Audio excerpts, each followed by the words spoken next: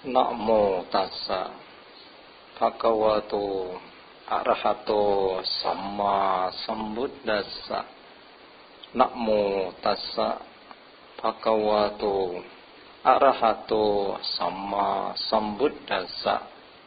Namo tassa bhagavato arahato samma sambuddhassa. Na antalike na samudda maci na papatanang wiwarang pawisa na wijati jagatip padeso yatra tito mujjaya papa kama.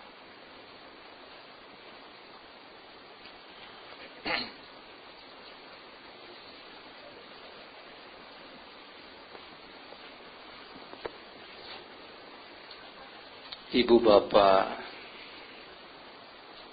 dan saudara-saudara yang berbahagia,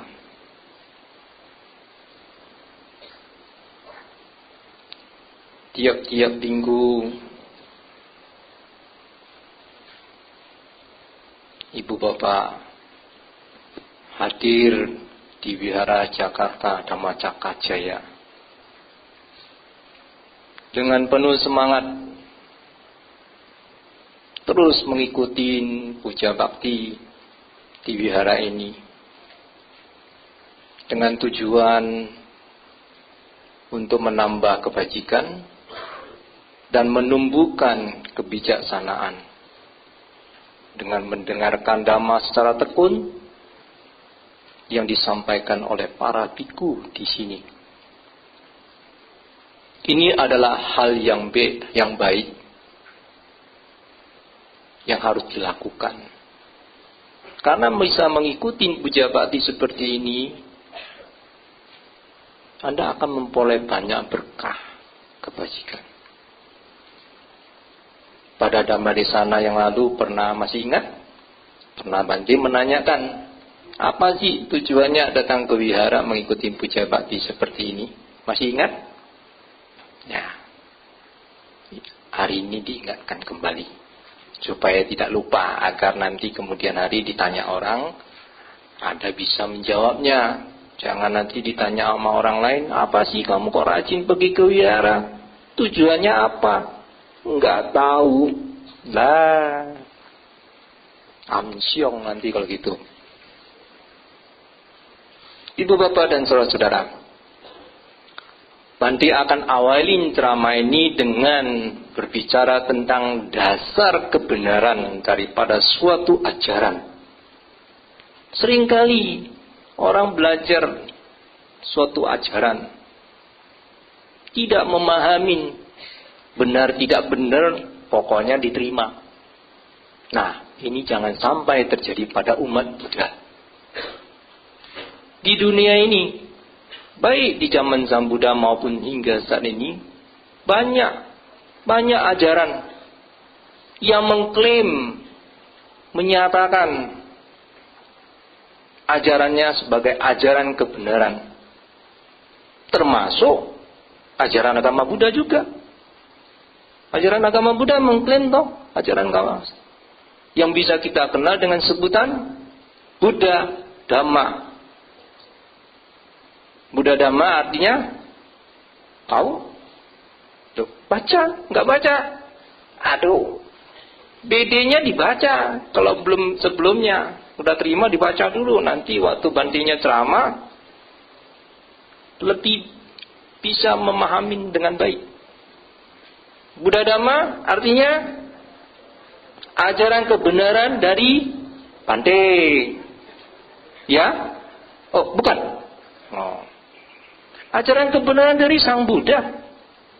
Bukan dari Bante. Bante meniru aja. Nah, sebagai umat Buddha, kita harus memahami salah satu yang telah disampaikan oleh Sang Buddha sebagai bentuk antisipasi. Jangan sampai kita tidak memahami ajaran Dhamma yang telah diajarkan oleh Sang Buddha secara salah, yaitu adama. Tetapi kita harus memahami ajaran Sang Buddha yang sesuai dengan Dhamma, bukan agama. Agama itu yang bukan Dhamma.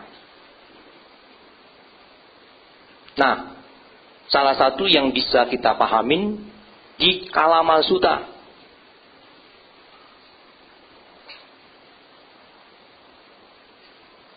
Yang mana ceritanya saya hanya kutip sedikit aja. Karena ini bukan cerita, ya apa artinya? Karena krama ini bukan berkaitan itu, tetapi ada hubungannya. Maksudnya bukan khusus mau membahas Kalama Sutta, sehingga saya tidak kutip semuanya. Yang di dalam Kalama Sutta itu diceritakan ketika Sang Buddha bertemu dengan suku Kalama.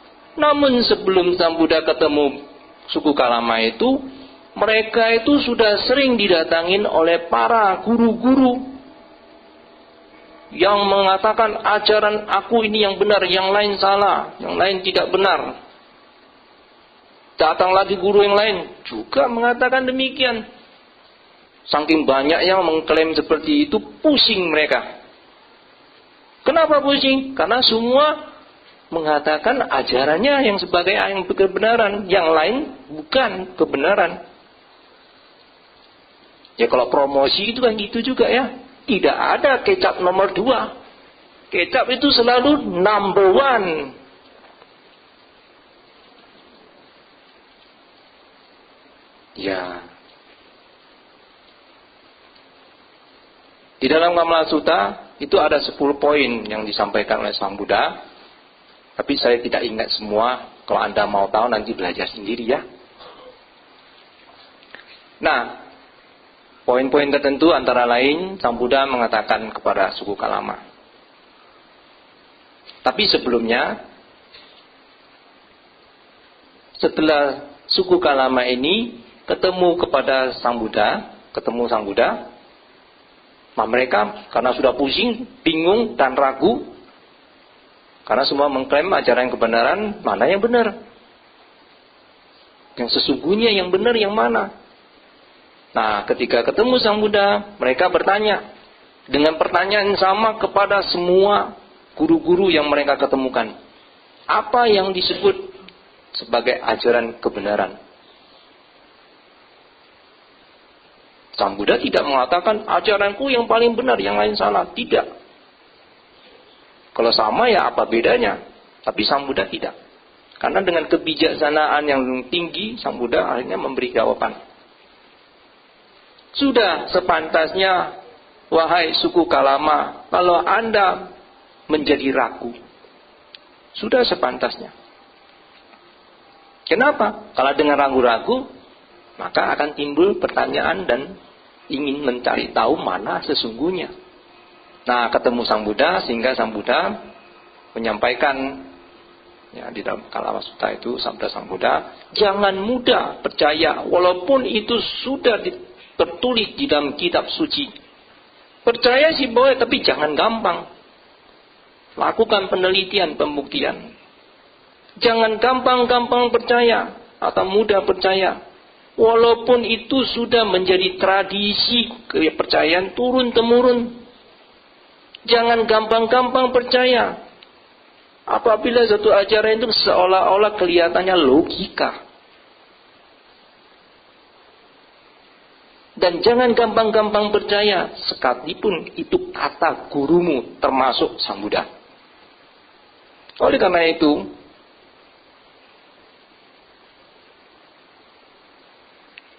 sebagai umat Buddha, kita harus belajar memahami apa sesungguhnya ajaran kebenaran yang telah diajarkan oleh Sang Buddha. Di Kalama Sutta ini, yang menjadi inti pesan Sang Buddha adalah tujuannya agar supaya kita menjadi umat Buddha yang melek. Tahu melek? Tidak buta, bisa melihat. Melek itu melihat. Kalau merem kan dipejamkan. Melek ya buka matanya. Kalau buka mata kan pasti bisa melihat, kecuali matanya rusak. Kecuali mata pindang. Tahu pindang? Pindang, tahu ikan pindang? Ikan pindang itu melek. Ikan yang sudah mati di masa itu melek, tapi tidak bisa melihat. Ya. bisa melihatnya, kan itu matanya masih sehat, orangnya masih hidup. Tapi orangnya masih hidup, tapi matanya sudah rusak, kena glaukoma atau buta, ya nggak bisa, atau bawaan lahir. Ibu bapak dan saudara-saudara, jadi inti daripada sabda Sang Buddha yang terdapat di Kalamasuta itu artinya tujuannya apa? Mengingatkan, menyampaikan bahwa kita jangan mudah percaya. Ya. Jangan mudah percaya agar kita itu tidak menerima suatu keyakinan secara membuta. Ya percaya sih boleh, tetapi harus melalui proses penelitian terlebih dahulu. Nah, ibu bapak dan saudara-saudara, sekarang kita bertanya, apa yang menjadi dasar Buddha Dhamma dikatakan sebagai, sehingga dapat dikatakan sebagai ajaran kebenaran? Dasarnya adalah hukum alamiah yang berlaku secara universal. Artinya apa universal? Yang berlaku secara umum, yang bisa diterima secara umum, yang berlaku kepada siapa saja, di mana saja, kapan saja, bukan minuman ya. Nggak boleh promosi. Jadi kalau kita berbicara dasar kebenaran, itu dasarnya hukum alamiah, bukan hukum negara, bukan hukum adat, bukan hukum rumah tangga, keluarga. Rumah tangga itu kan ada aturannya kan masing-masing toh. Antara satu rumah dengan rumah tangga itu punya aturan berbeda. Di wihara aja bisa beda-beda aturannya. Kalau di sini mau ceramah harus bikin artikel, di tempat lain enggak. Anda beruntung mengikuti, Anda sudah bisa baca dulu sehingga sudah tahu. Tapi yang ceramah kadang-kadang pusing, bikin BD-nya pusing. Ya nggak apa-apa, itu kan untuk belajar. Ya demi kebaikan. Ibu bapak dan saudara-saudara. Jadi bedanya apa? Kalau hukum keluarga, hukum adat, hukum negara, itu hanya berlaku pada keluarga itu sendiri, berlaku pada di suku itu sendiri, berlaku pada negara itu sendiri. Tidak berlaku bagi keluarga lain, tidak berlaku bagi suku yang lain, tidak berlaku bagi negara lain. Hukum yang di Indonesia, dasarnya Undang-Undang 45 KUHP, itu berlaku di Indonesia, nggak berlaku di negara lain. Sehingga hukum itu adalah hukum relatif.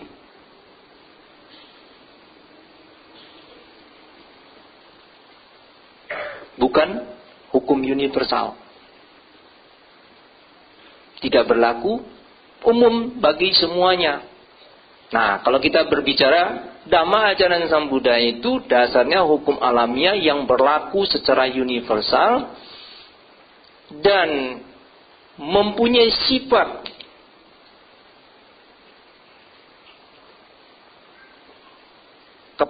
keberadaannya adalah pasti, memiliki kepastian daripada keberadaan.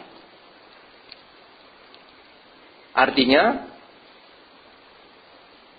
hukum itu akan dialamin oleh siapa saja dengan sifat yang sama. Dia ada, ya, karena itu di dalam Dhammaniyama Sutta itu Sang Buddha mengatakan, ya, terdapat suatu kondisi yang pasti dari segala sesuatu, terdapat hukum yang pasti dari segala sesuatu. Nah, itu sifat hukum. Hukum ini ditemukan oleh Sang Buddha, tetapi Sang Buddha tidak menciptakan hukum. Ingat ya, Dhamma yang ditemukan oleh Sang Buddha sebagai hukum kebenaran ini tidak diciptakan oleh Sang Buddha. Di Dhammaniyama Sutta Sang Buddha mengatakan, apakah para tata gata muncul di dunia atau tidak muncul di dunia, terdapat hukum yang pasti dari segala sesuatu. Ya, termasuk tilakana itu. Ya, sapi sangkara, anicca, dukkha, dan anatta itu. Itu juga hukum. Ya, jadi Sang Buddha mengajarkan hukum-hukum kebenaran. Tapi kita tidak akan membahas hukum-hukum itu semuanya. Hari ini lebih fokus nanti pada hukum perbuatan. Ya, ibu bapak dan saudara-saudara, dhamma apa hukum kebenaran atau dhamma kebenaran yang ditemukan oleh Sang Buddha itu tidak bedanya dengan hukum-hukum ilmu pengetahuan yang telah ditemukan oleh para ilmuwan atau sains. Contohnya hukum gravitasi, hukum Newton, hukum Archimedes, hukum macam-macam yang lain-lainnya. Yang mempunyai kesamaan pendekatan. Ya, cara pendekatannya sama, yaitu mengundang untuk dibuktikan. Kalau di agama Buddha kan, ehi masiko. Kalau ilmu pengetahuan, ini plus ini campur apa, ini begini. Nah, buktikan. Pendekatannya dengan cara yang sama. Tetapi mempunyai perbedaan orientasi atau tujuannya. Kalau ilmu pengetahuan yang ditemukan oleh para ilmuwan, itu tujuannya digunakan untuk menciptakan sesuatu demi kesejahteraan manusia. Demi kesejahteraan duniawi. Contoh, Bapak Ibu tahu? Ada yang masih ingat? Ada pernah lihat? Telepon zaman dahulu pakai nomor enggak? Pakai apa tidak? Hah? Ada yang bilang pakai, ada yang bilang tidak. Yang benar yang mana? Gantinya yang bingung. Tidak pakai nomor, pakai muter. Ring, nanti sentralnya terima. Halo. Pak, saya minta tolong sambungkan ke nomor ini. Oh iya, tunggu sebentar. Diambil colokan. Cek. Colokan itu nanti bunyi di tempat nomor yang dituju. Sana bunyi kring. Halo, Pak, tunggu sebentar. Ini ada telepon dari si A. Baru nanti di sentral ngomong lagi ke si A. Ini sudah sambung. Cek. Udah ngomong. Prosesnya lama. Itu pakai kawat itu, hubungan dari satu kota ke kota lain. Tidak bisa langsung. Tapi zaman sekarang HP bawa kemana-mana tanpa kabel. Kenapa bisa begitu? Karena para ilmuwan menciptakan sesuai dengan hukum alamiah. Makanya saat ini produk-produk semakin canggih. Tahu canggih? Tahu arti canggih? Tahu apa? Jadi ini tapi tahu apa artinya? Gak bisa ngomong. Canggih. Kan sering orang ngomong canggih toh. Arti canggih itu apa sih? Hah? Apa? Yang keras, jangan malu-malu. Apa? Umat Buddha kok malu-malu?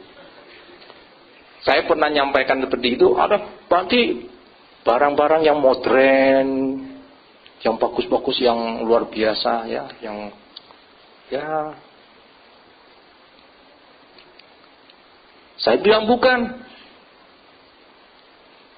Karena saya mau guyon. Canggih itu dirancang untuk sugih. Tahu? Ada orang Jawa di sini? Dirancang, dibuat untuk supaya memperoleh kekayaan. Ya. Nah, terus Buddha Dhamma gimana? Kalau Anda belajar Dhamma, Anda juga akan memperoleh canggih.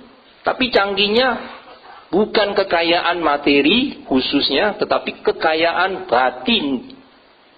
Ya memang juga kalau kita tadi silena sugatingyanti, silena boga sampada, silena niputingyanti. Dengan melaksanakan sila akan memperoleh apa? Kesejahteraan dunia, kesejahteraan secara spiritual. Jadi bedanya dhamma yang diatur, hukum yang diajarkan oleh Sang Buddha itu nanti tujuannya adalah untuk kesejahteraan. Kalau kita bisa mempraktikkan sesuai dengan hukum, kita akan memperoleh kekayaan secara lebih ke batinia, lebih ke spiritualnya. Ya, tetapi tetap bisa untuk kesejahteraan dunia dan jasmani, dan batin. Ya. Ibu bapak dan saudara-saudara,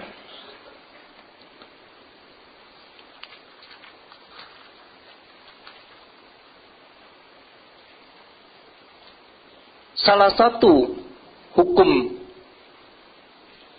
yang ditemukan yang telah diajarkan oleh Sang Buddha yang sangat penting di dalam kehidupan kita sehari-hari adalah yang disebut dengan kamma niyama atau karma niyama. Hukum tentang perbuatan yang merupakan salah satu dari panca niyama.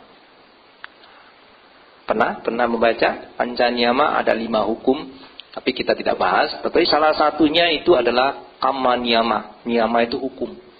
Ya, kamma itu perbuatan. Jadi hukum yang berhubungan dengan perbuatan.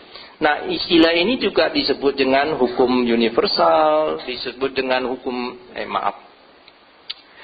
diistilahkan juga hukum perbuatan, hukum konsekuensi, hukum sebab akibat.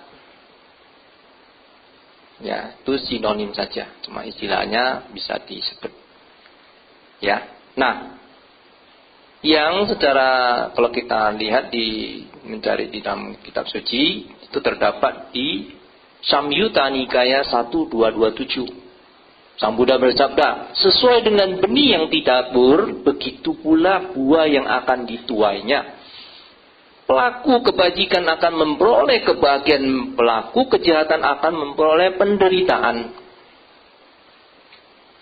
Ibu bapak dan saudara-saudara, sekarang kita akan membahas dengan melihat kasus. Di dalam kehidupan ini,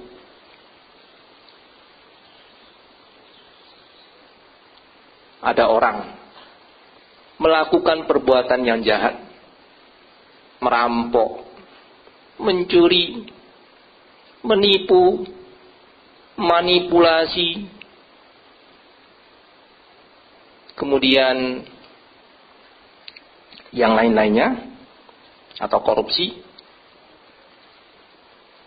membunuh, penganiayaan, dan sebagainya. Nah, biasanya ketika seseorang telah melakukan perbuatan jahatnya,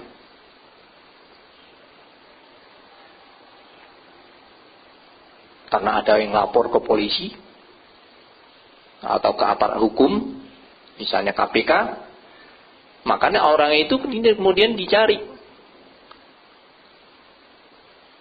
Karena dia tahu bahwa dia sudah ketahuan, maka akan timbul apa? Timbul ketakutan. Iya kan? Nah, kemudian berusaha apa? Berusaha untuk lari dan menghindar, bahkan bersembunyi, agar tidak ketangkap. Tetapi ada yang tidak ketangkap juga. Ya. Nah, pertanyaannya, apakah orang yang tidak ketangkap kemudian bebas dari akibat perbuatan jahatnya? Tentu tidak. Masalah orang yang ketangkap, ada kan yang tertangkap dalam waktu singkat, ada yang waktu agak sedikit lama, memang ada juga sampai mati tidak ketangkap. Kan ada kan lolos. Ya, bukan berarti mereka itu akan bebas. Secara hukum karma tidak akan terbebas. Hanya persoalannya cepat atau lambat. Cepat atau lambat. Nah, sesungguhnya ketika mereka melarikan diri itu kan sudah berakibat. Akibatnya apa? Orang jadi buron itu apa ya enak? Pasti tidak tenang hidupnya, was-was. Orang kedap-kedap pintu, udah duk. Jangan-jangan polisi, jangan-jangan KPK, jangan-jangan. Itu sudah bentuk akibat. Hanya akibatnya, ya mungkin sampai dia dikejar kemanapun, dia berusaha, akhirnya bisa menghindar sampai tidak tertangkap. Ya, memang ada karma baik mungkin melindunginya sehingga tidak tertangkap. Tapi bukan berarti dia bebas, tidak. Menurut waktu, sesuai dengan hukum karma, buah karma perbuatan itu bisa berbuah di kehidupan ini juga. Dan kalau di kehidupan ini tidak berbuah, dia akan berbuah pada kehidupan mendatang. Mendatang itu ya bisa 1, 2 kehidupan. Atau kehidupan yang seterusnya. Atau terus berbuah. Tergantung kualitas perbuatan itu sendiri. Ya bisa di setiap kehidupan dia tuh mengalami kalau berat perbuatan itu. Ada pengecualian. Kecuali tidak terlahir kembali. Bebas dari berbuat sebab, bebas dari kondisi, nah baru kita akan bebas. Contohnya ya Anggulimala. Ya, Anggulimala di kehidupan ini membunuh, tapi ketika dia mencapai arahat, tidak terlahir lagi, bebas. Tapi ketika belum meninggal, kena dia. Tapi tidak sampai seberat dia membunuh orang sekian banyak itu. Ya. Nah, itu ada syarat seperti itu. Kalau tidak ingin. Tapi selama belum, masih terus, nggak bisa. Nah, jadi di sini kita bisa melihat orang itu tidak ketangkap. Ya di sini ada yang tertangkap, ada yang dihukum masuk penjara, ada yang tertangkap dengan cepat. Di sini hanya bentuk akibatnya saja yang berbeda-beda.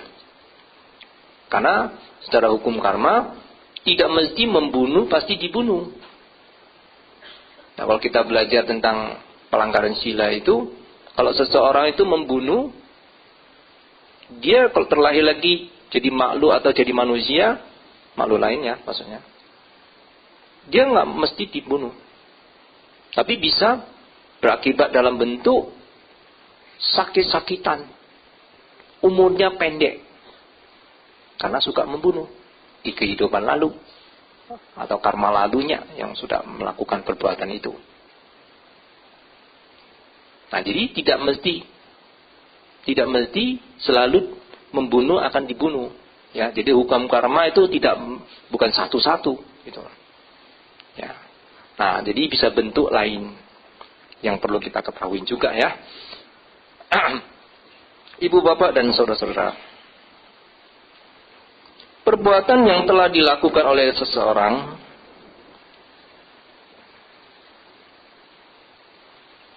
sesuai dengan hukum karma yang memiliki sifat kepastian bahwa si pembuat itu, ya, perbuatan jahat atau perbuatan baik tidak pernah akan lupa kepada si pelakunya. Kalau Anda sudah melakukan suatu perbuatan atau kita sudah melakukan suatu perbuatan baik dan buruk, perbuatan itu tidak pernah akan lupa pada kita. Bante Panya pernah memberi satu penjelasan. Beliau mengatakan, Pak Pos kalau kirim barang bisa salah alamat. Tetapi hukum karma tidak mengenal salah. Hanya kadang-kadang kita tidak mempelajari secara utuh. Ketika kita sedang berbuat baik, karma buruknya berbuah. Kita menganggap hukum karmanya salah. Pada waktu kita berbuat baik, itu menjadi kondisi orang iri sama kita. Kita sukses, orang iri. Nah, karena itu berbuat baik. Jangan peduli. Kalau lama Anda sudah sesuai dhamma, kerjakan terus. Disakitin orang, terima kasih, karma buruk saya berbuat berkurang. Enggak perlu marah. Nah, ini perlu memahami hukum karma. Sehingga kita akan terus semangat. Kadang-kadang ada orang putus asa, saya berbuat baik kok disakitin terus. Katanya berbuat baik, akibatnya baik. Kok berbuatnya bukan baik? Ya, dia belum memahami. Itu baru memahami separuh. Ya, kita harus memahami. Kita ada perbuatan buruk. Kecuali kita nggak pernah berbuat buruk. Kan kita melakukan baik dan buruk. Ya, bukan berarti ketika kita berbuat baik selalu karma baiknya yang berbuah. Bisa mengkondisikan karma buruk. Pada saat kita melakukan itu kan seperti kita baru tanam padi, kan nggak langsung muncul padi. Jadi jangan berpikir selalu berbuat baik mesti nanti akibatnya baik, belum tentu. Tapi bukan berarti perbuatan baik kita kemudian tidak memberi akibat kebahagiaan. Hanya waktunya belum. Ya, tanam padi kan tunggu loh 3 bulan. Seminggu minta telur padi, mana ada. Itu maunya bikin hukum karmanya sendiri. Ya, jadi kita harus pahami. Dengan demikian kita akan semangat terus maju, pantang mundur, berbuat kebajikan. Siapa takut? Ibu bapak dan saudara-saudara.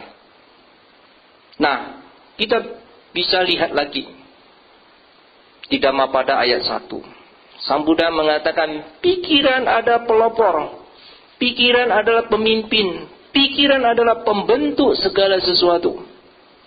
Ketika melalui pikiran seseorang berbuat, berucap, melakukan tindakan yang jahat, maka perbuatan jahat itu akan memberi akibat bagaikan roda pedati yang selalu mengikuti kemanapun lembu atau sapi yang membawanya. Jadi akan mengikuti. Kalau kita berani berbuat jahat, siap-siap. Perbuatan jahat itu tidak pernah akan lupa pada kita. Begitupun juga perbuatan baik. Karena ini membahasnya perbuatan yang buruk saja. Yang baik memang nggak usah terlalu dibahas. Karena kalau Anda memetik perbuatan akibat baik kan senang saja. Yang Anda tidak senang kalau akibat buruk toh. Ya kalau bisa kita berbuat buruk, jangan berakibat buruk kan. Ya, berbuat buruk akibat baik ya nggak ada ya. Ya kita begitu. Nah, kalau udah berbuat mengalami buruk, waduh kok begini ya. Nah, tapi kalau kita memahami dan kita akan sadar, oh iya, memang berbuat buruk ya ada akibatnya, berbuat baik juga ada akibatnya. Ya, dan perbuatan itu tidak pernah akan lupa pada kita. Ya, di Dhammapada ini kan jelas bagaikan kereta, roda kereta yang selalu mengikuti kalau seseorang berbuat jahat. Di Dhammapada juga ada dikatakan ketika orang berbuat baik, maka kebajikan itu akan berakibat. Perbuatan itu akan mengikuti kemanapun dia pergi, bagaikan bayang-bayang yang mengikuti kemanapun benda itu pergi. Jadi apa yang kita cari di dunia ini tidak ada yang kita bawa, tetapi ada yang kita bawa adalah kebajikan kita dan keburukan kita.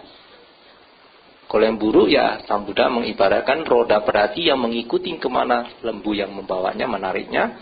Kalau berbuat baik, Sang Buddha juga mengatakan itu bagaikan bayang-bayang akan selalu mengikuti kemana kita pergi, dari satu kehidupan ke kehidupan berikutnya.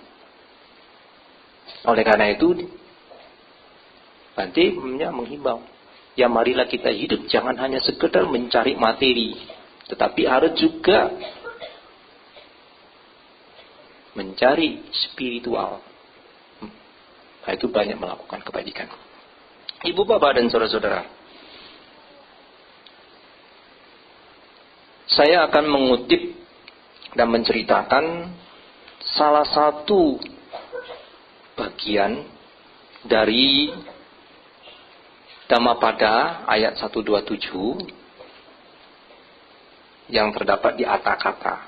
Komentarnya, ada Dhammapada itu ada kitab komentarnya yang merupakan kisah yang menjadi dasar kenapa Sang Buddha bersabda, ya, yang terdapat di Dhammapada. Nah, ini yang di Dhammapada ayat 127. Nah, itu diceritakan ada sekelompok biku yang terdiri dari 7 orang. yang mengadakan perjalanan untuk bertemu Sang Buddha dengan tujuan ingin memberi penghormatan kepada Sang Buddha. Di dalam perjalanan itu, mungkinlah jaraknya cukup jauh, akhirnya mereka sudah sore atau malam tiba di suatu tempat, ada wihara, kemudian mereka ingin mencari tempat berteduh, menginap. Tapi bukan tinggalnya di wihara. Kemudian mereka bertanya kepada orang-orang wihara sana, yang ada biku sana, di mana ada tempat yang bisa kami gunakan untuk berteduh bermalam. Kemudian mereka dikasih tahu, oh itu ada goa, nggak jauh dari tempat itu, di wihara itu. Nah, kemudian mereka bermalam di sana, 7 orang biku. Pada tengah malam, tiba-tiba ada batu karang yang besar dari atas menggelundung menutupin lubang atau pintu masuk goa.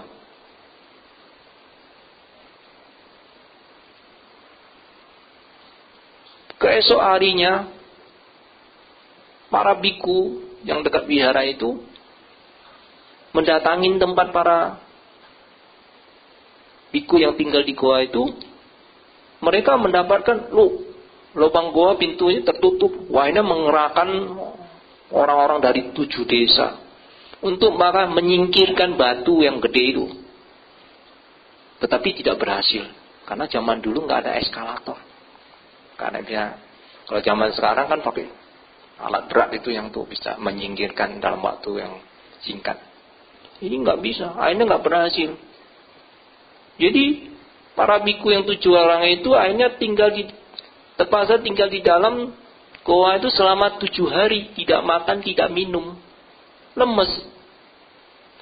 Tetapi pada hari ke-7, ya selama 7 hari, hari ke-7 tiba-tiba dengan batu itu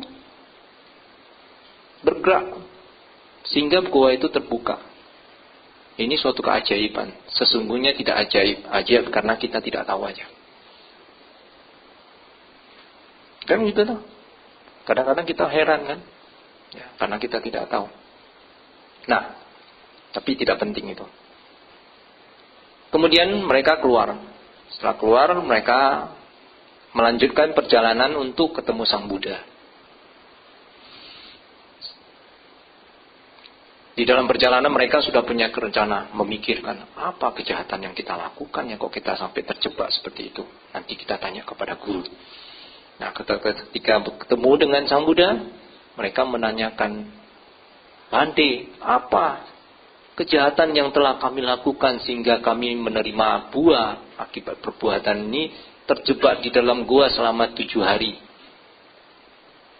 Kemudian Sang Buddha, ya tentu dengan kemampuan melihat, bukan dengan cara kuamia ya, tapi dengan kemampuan batin Sang Buddha yang bersih. Kalau kuamia bisa meleset, kalau Sang Buddha melihat dengan kemampuan kekuatan batin. Kemudian Sang Buddha menjelaskan di kehidupan para biku yang lalu, mereka itu adalah 7 orang penggembala, gembala yang menggembala mungkin sapi atau domba. Pada saat itu mereka melihat, 7 orang ini melihat ada seekor iguana yang masuk ke bukit kecil. Jadi ada gundukan bukit, ada iguana masuk ke dalam itu melalui lubang tentu ya.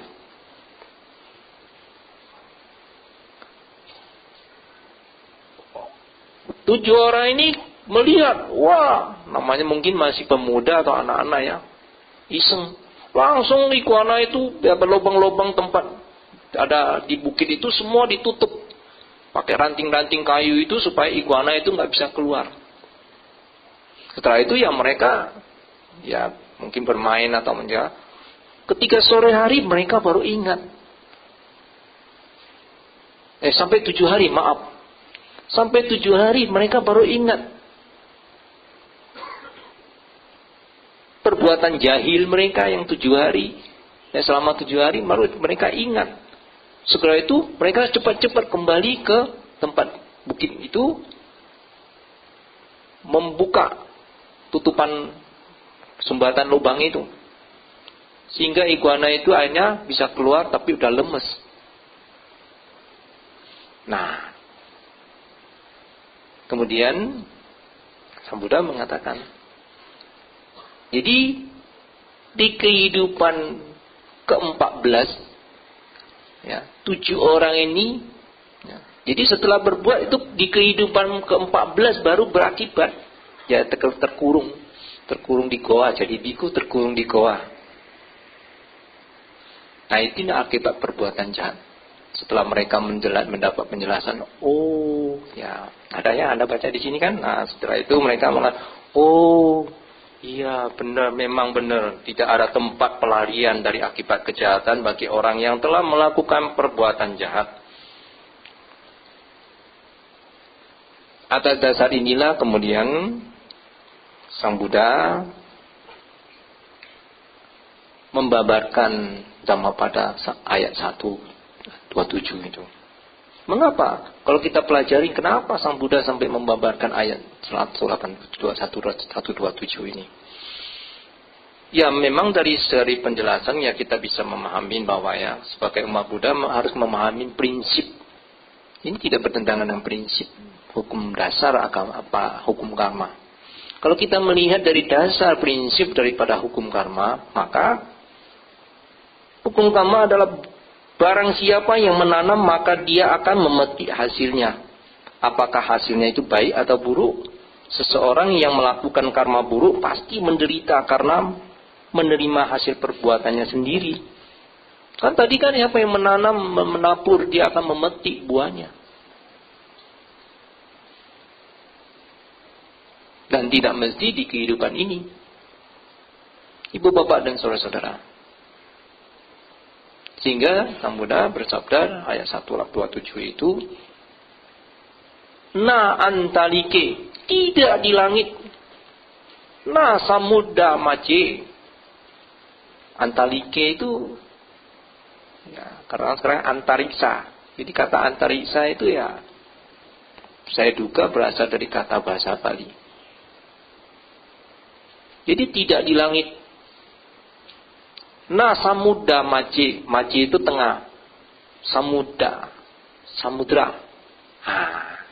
Jadi banyak bahasa Indonesia itu menggunakan, ya, termasuk uposata, upuasata. Nah, puasa. Pada hari itu kan dia lakukan puasa. Jadi tidak di tengah samudra. Maci itu tengah. Samudra itu samudra. Tidak di tengah-tengah samudra, tidak di tengah lautan. Na pabatanang wiwarang pawisa. Tidak di celah-celah gunung. Na wijati jakati padeso. Jagat. Na wijati jakati jagat. Jadi dimanapun di jagat ini kira-kira tidak ada tempat bagi seseorang untuk bisa menghindari dari akibat perbuatan buruknya. Yatratito muceya papa kama. Papa itu yang jahat. Kama itu perbuatan jahat. Nah, jadi di awal ini tadi Bante kan membacakannya. Cuma di sini ada perbedaan antara yang di awal, yang dicantumkan di awal. Di sini kan tiada suatu kawasan di dunia, baik di angkasa, di tengah samudra, atau menyusup ke celah kegunungan dimanapun berada, seseorang dapat lolos dari akibat perbuatan buruknya. Ya, ini memang saya sih menggunakan ayat Dhammapada yang terjemahannya yang di belakang itu. Cuma ini mungkin sama bagian yang koreksi itu dia pakai ajuan Dhammapada yang lain, yang terbitan lain. Itu biasanya ada kata-kata yang berbeda tapi intinya sama. Ya, intinya sama. Ya. Dhammapada itu kan sudah diterbitkan dari berbagai sumber. Tapi intinya sebenarnya sama. Ya. Cuma saya lebih senang menggunakan yang terbitan yang warna merah buku itu, yang tebal itu, yang ada 3 bahasa itu. Karena itu menurut saya yang lebih mantap bagi saya. Ya.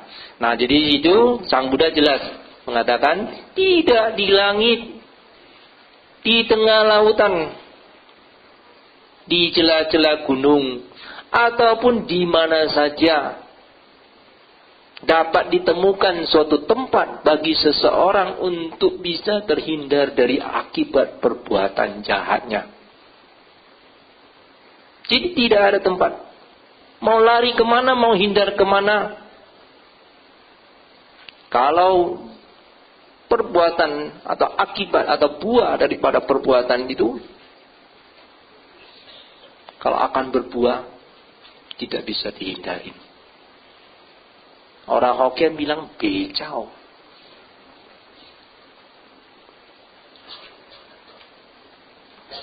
Mau sembunyi di lubang jarum, tetap akan.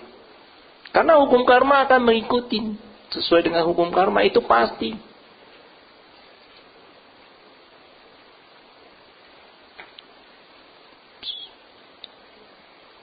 Bhante Panya memberi satu contoh. Ya, untuk menjelaskan tentang kepastian daripada hukum karma. Beliau mengatakan sifat hukum karma itu pasti. Sepasti seseorang kalau pegang listrik. Hukumnya apa listrik? Pasti kena. Percaya pegang strum. Enggak percaya pegang strum, Bang. Kapan saja, di mana saja Anda pegang. Mau di kutub utara, pegang listrik. Apakah enggak sama? Sama. Kapan saja, di mana saja. Itulah sifat hukum kepastian. Nanti banyak guyon. Ada orang punya bayi masih kecil, merangkak-rangkak, lihat kabel yang luka, pegang, kena setrum. Orang tuanya marah-marah. Setrum ini nggak punya peri kemanusiaan. Anak saya kan masih kecil, nggak ngerti apa-apa.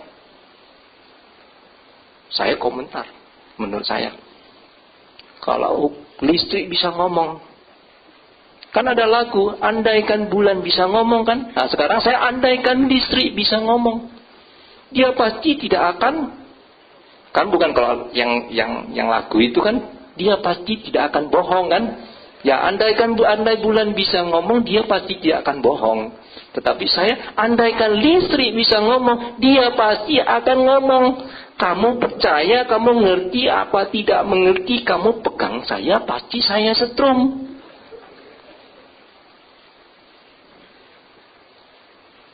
Begitu pula hukum karma. Pasti sifatnya. Percaya, boleh. Enggak percaya, boleh. Dan hukum karma bukan hanya berlaku bagi umat Buddha saja. Memang itu ditemukan oleh Sang Buddha, kemudian dikasih nama hukum karma. Bahasa Pali. Karena Sang Buddha berasal dari India, bukan dari tempat lain. Kalau dari tempat lain, bahasanya bisa beda. Iya kan? Nah, jangan ngomong itu. Nah, jadi itu berlaku.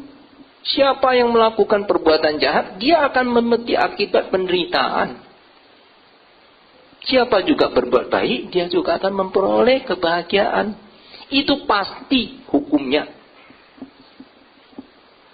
Karena itu istilahnya kan macam-macam, hukum sebab akibat. Kalau kita berbuat sebab baik, ya akan memperoleh kebahagiaan, akibatnya baik. Berbuat buruk, akibatnya buruk. Dikatakan hukum konsekuensi, ya kita jadi penanggung jawabnya. Bukan kita berbuat, orang lain yang bertanggung jawab. Enak saja. Iya kan? Perbuatan baik saya kasih kamu ya. Yang baik kasih saya. Punyaku, milikku. punyamu milikku, punyaku punyaku. Punyaku bukan punyamu, yang jelek punyamu, gitu. Ibu bapak dan saudara-saudara. Nah, kita sudah memahami bahwa hukum karma ini adalah hukum perbuatan yang pasti. Oleh karena itu, Sang Buddha inti setelah diringkas dari semua ajaran Sang Buddha itu, ketika akan parinibbana itu kan sesuai dengan ayat Dhammapada itu, sapa papasa akarana, tidak melakukan semua bentuk kejahatan. Senantiasa menambah kebajikan, sucikan pikiran. Itu ajaran para Buddha. Para Buddha, artinya bukan Buddha yang sekarang saja.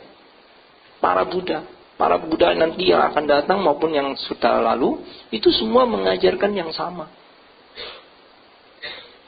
Bukan ngajarnya, tambahlah kejahatan, kuranginlah kebajikan, kotorkanlah pikiran. Enggak demikian. Kalau itu nanti dapat super penderitaan. Ya, jadi mari ibu bapak dan saudara, kalau kita sudah mengerti bahwa kita